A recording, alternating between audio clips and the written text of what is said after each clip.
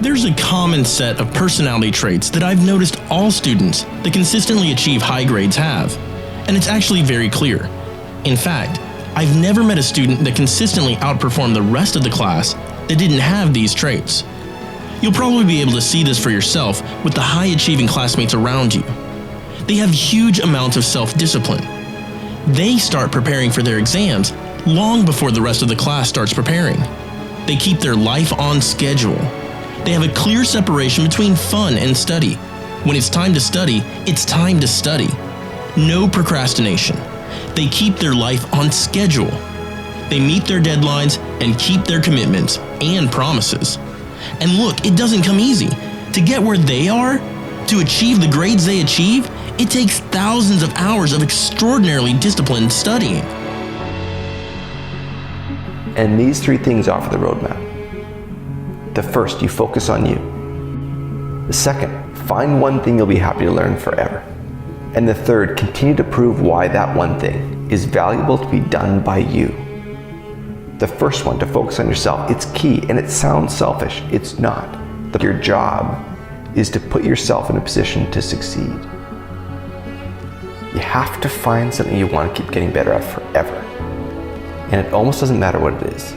You're simply looking for something that will excite you and demand the most from you. For me, that one thing is being thoughtful.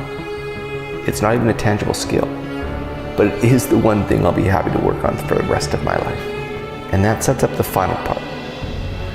Too many people are on autopilot, which is fine when you know the target. But when we don't know what's coming, when the target keeps shifting, you've got to see it first. And what have I learned about work and life that stands out? This is what's fascinating. We actually don't know what's coming. Across the world, nobody does. If they say they do, they're only guessing or they're lying. We may not know what the future of work is going to look like, but you can start to figure out what to do about it now. It's this tiny little leap of thinking that sounds small, but it ends up being one of the most important recognitions you can make, that you don't need to know what's around the corner to know what to do about it now. When I first figured that out, it's an amazing change. And don't tell me you don't have time, because you do have time. You go to school 9 to 4, you go home, you eat, and you sit at your desk and you study. Everybody has time. There's nothing more delusional than when someone says they're failing their exams because they don't have time. Stop watching 3 hours of Netflix every night. Stop binge watching Game of Thrones.